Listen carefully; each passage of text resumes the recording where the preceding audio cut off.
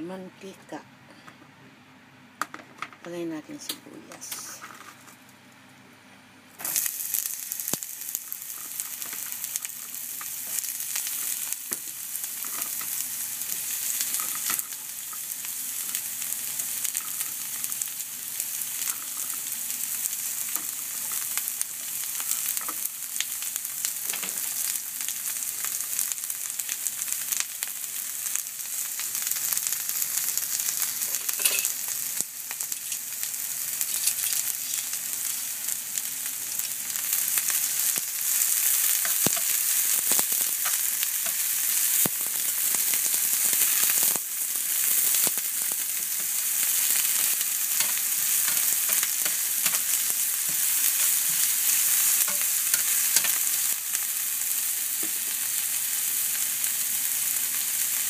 Bawang.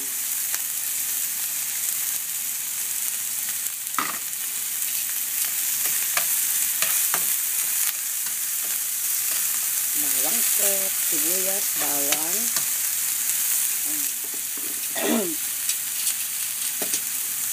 Luya. Sunod natin ang luya.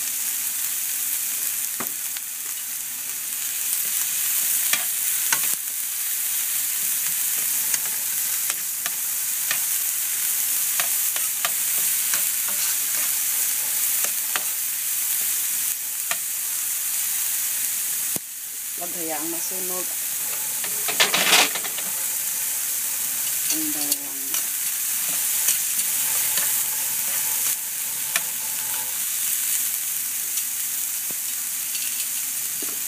Sunod po natin ang baboy, karneng baboy.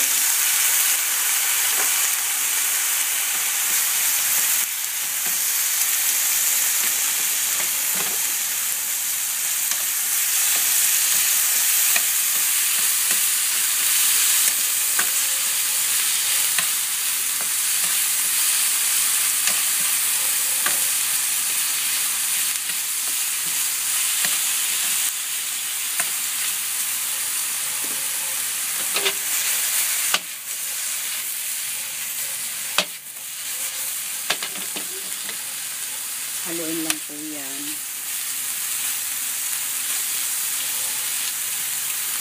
And then, pag nag-brown na siya na konti, sunod po natin ang gata.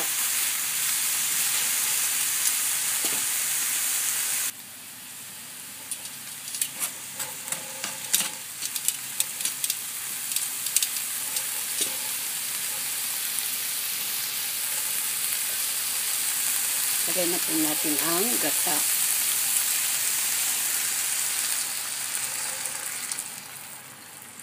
Yan.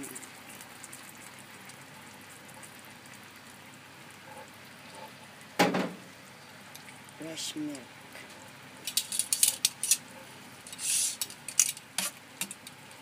Fresh milk ko. Hehe. Yan. And then, pakuluin lang po natin siya. Pag kumulo na yan,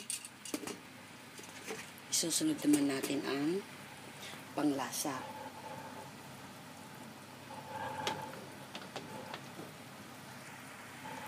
Huwag niyo muna siyang tatakpan. Pag medyo kumulo na siya, tsaka natin siya takpan. Para hindi lumabas yung gata, hindi umapaw.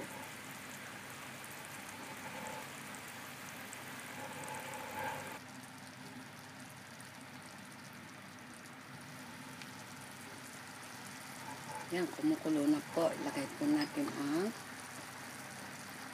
lagyan po natin ang patis.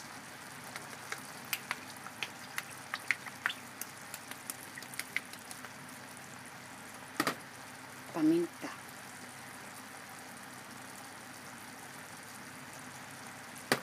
Ilagay po natin ang siling labuyo.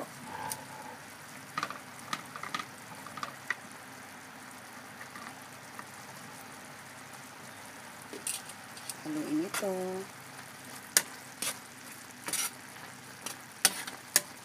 Pag kulang pa po ng patis, pwede nyo po ulit dagdagan.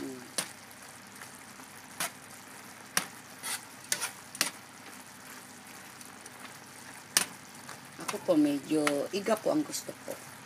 Medyo tuyo po.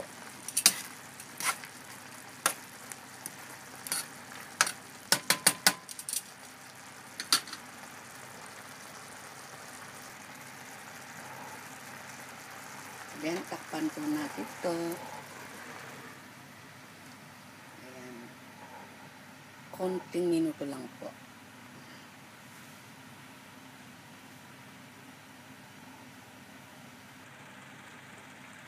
Pwede na po natin alisin ng takip. Ayan. First time kong magluto. Ano kayong lasa nito?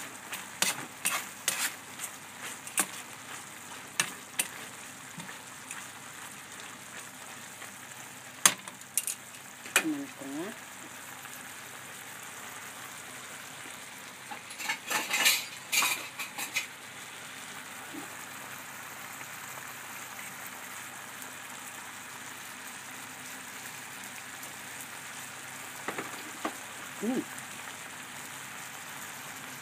Sarap. At isunod po natin ang lagay na po natin ang langka. Ayan. Gayatin niyo po muna yung langka ng maliliit para hindi masyadong saya sa gas. Or ilagam po muna natin ang langka. Pero ang langkang ginamit ko ay yung nasa lata po. Kasi mahirapan natin dito sa Japan ang fresh na langka. So, haluin po natin to. At kung kulang pa po sa lasa, dagdagan nyo po yung patis niya. Huwag po kayong gumamit ng Betsin.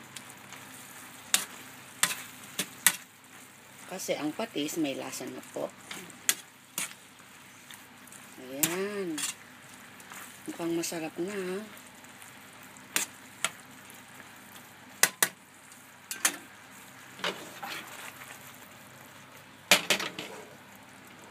Then, takpang po muli natin ito.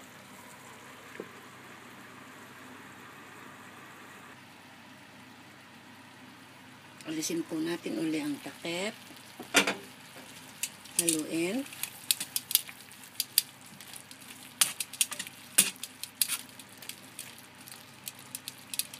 Lutuin po nyo hanggang sa lumambot yung baboy. Or pwede nyo rin lagyan ng tubig pag medyo alam nyong naiiga. Ako po, gusto ko po yung walang sabaw. Isunod po natin ang birding sili. Ayan.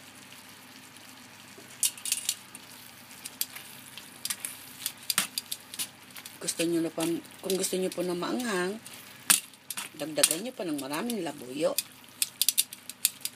Ako po, medyo lang. Diet din po ako sa maanghang ngayon.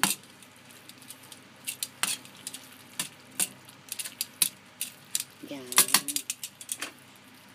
Pakuloyin po natin siya ng konti ulit.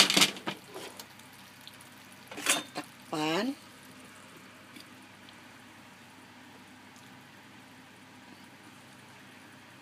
Hanggang sa maluto. At pwede nyo na pong iserve yan. Yan, buksan na po uli natin. Ang pinakahuli ay lagay po natin ang ating buong siling berde. Yan, luto na po yan. Medyo igap po. Kaya, yan po ang gusto ko. Yung mga mahilig kumain ng mga gulay dyan, maganda po yan sa katawan. And then, patay na po natin ang apoy. Luto na po yan. And then, serve nyo na po sa inyong mga mahal na pamilya. Ako lang ang kakain. Hindi po kasi kumakain ng aking mga alaga dito sa bahay. So, may ulam na po tayo.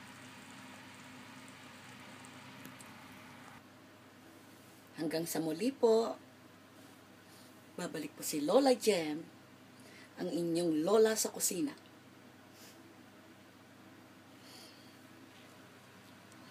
Ayan, luto na.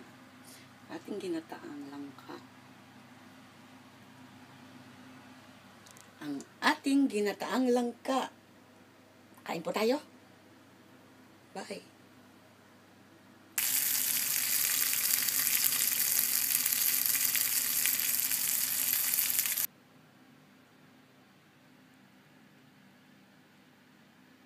Ayan, tapos na po.